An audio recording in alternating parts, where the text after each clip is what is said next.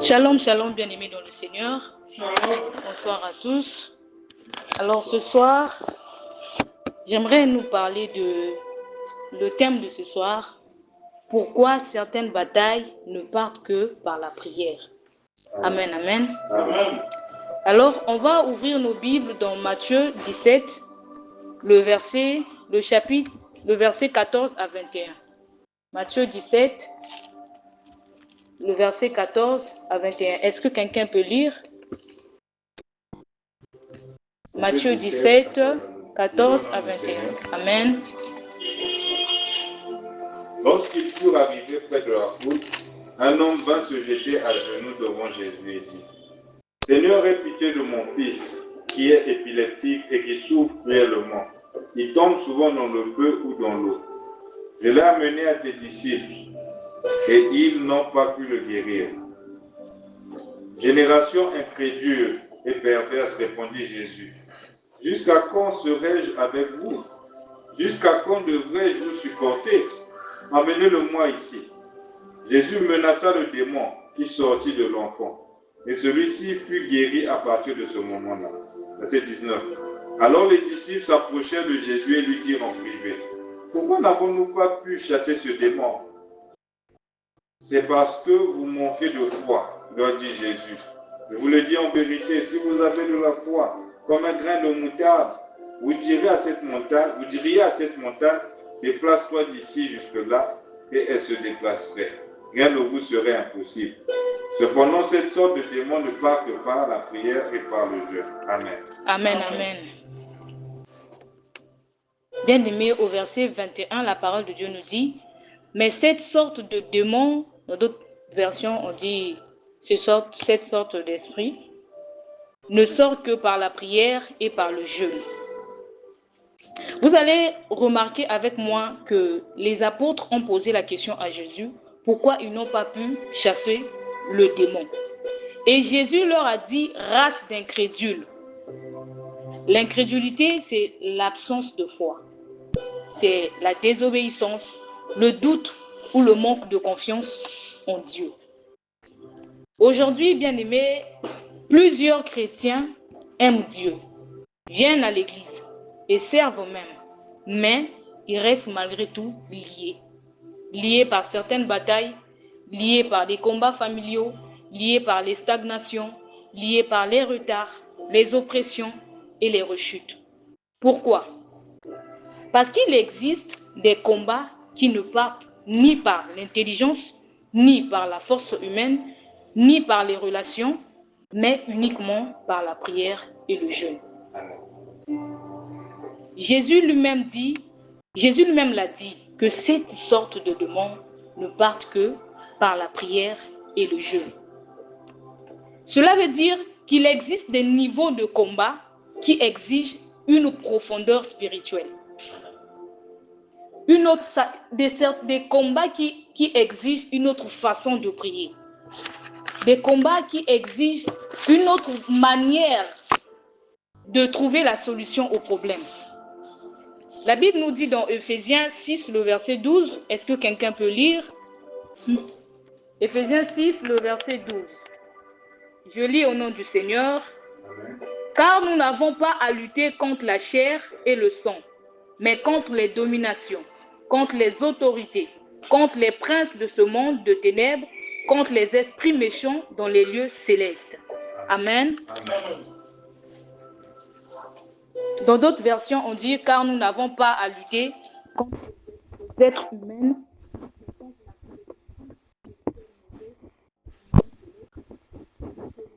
les pouvoirs du monde obscur. Bien-aimés, le problème que nous avons aujourd'hui, c'est que nous combattons physiquement ce qui est spirituel.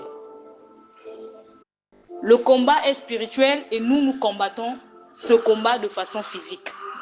Amen.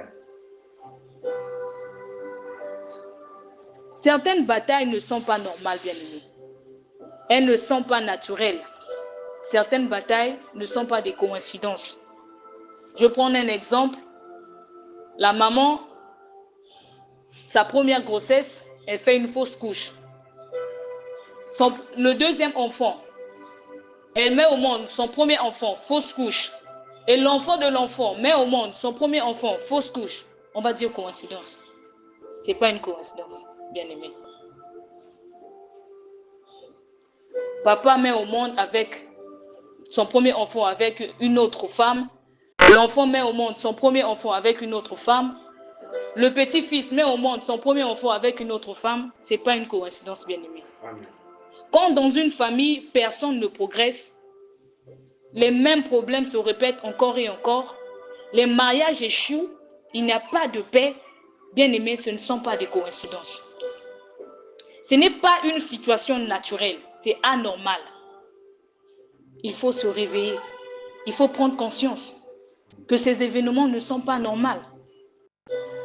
Il faut fléchir les genoux, il faut prier avec intensité, prier de façon réelle et authentique. Bien-aimé, Élie a prié avec insistance jusqu'à ce que le feu ait descendu.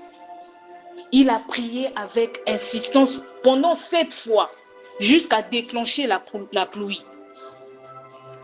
Bien-aimé, les événements qui arrivent ne sont pas réels.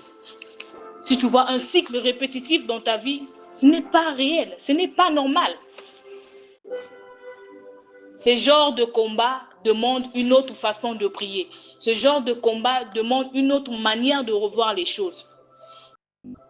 Pendant qu'on fait des prières passagères, c'est-à-dire des prières où on ne met pas vraiment du cœur. Je suis fatigué, notre Père que je suis en dehors. Le diable sera en train d'attaquer nos destinées. Le diable sera en train d'attaquer nos foyers. Le diable sera en train d'attaquer nos ministères. Le diable sera en train d'attaquer nos finances. Bien-aimé, la prière est une arme. Mais pas n'importe quelle arme. C'est la prière fervente qui est une arme. C'est la prière avec intensité qui est une arme. C'est la prière avec vigueur qui est une arme. C'est la prière avec ardeur qui est une arme. Il y a des batailles où les amis ne peuvent rien faire. Des batailles où l'argent ne peut rien faire.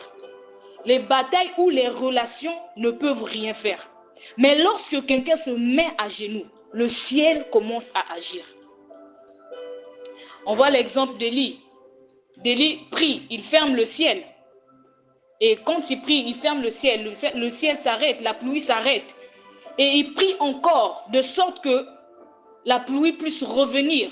Et il a prié pendant 7 fois. La pluie est revenue. La prière d'Élie était une prière avec, on appelle cela la prière avec insistance. Prière avec vigueur. Il n'a pas cessé les bras, il n'a pas baissé les bras, il a continué de prier. Jusqu'à voir la solution, jusqu'à voir le résultat. Et ce que nous faisons aujourd'hui, c'est qu'aujourd'hui tu pries pour le problème, le résultat ne vient pas vite, on baisse les bras. Alors que nous devons prier avec insistance afin de trouver la solution ou voir le résultat de notre prière. Amen, amen. Amen. Amen. Amen. Bien-aimé, l'exemple d'Élie qui ferme et qui ouvre le ciel, c'est une illustration qui démontre qu'un homme qui prie peut influencer les situations impossibles. Amen. Pourquoi plusieurs abandonnent la prière? Parce que l'ennemi sait qu'un chrétien qui prie sincèrement devient dangereux.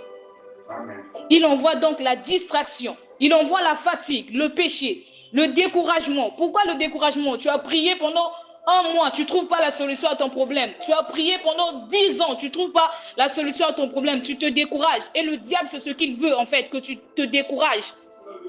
Aujourd'hui, nombreux passent plus de temps sur les réseaux, dans des distractions, dans des conversations inutiles, mais très peu de temps dans la présence de Dieu. Alors comment cette bataille ne va-t-elle pas perdurer? Amen, amen. Amen. Bien-aimé, il faut toujours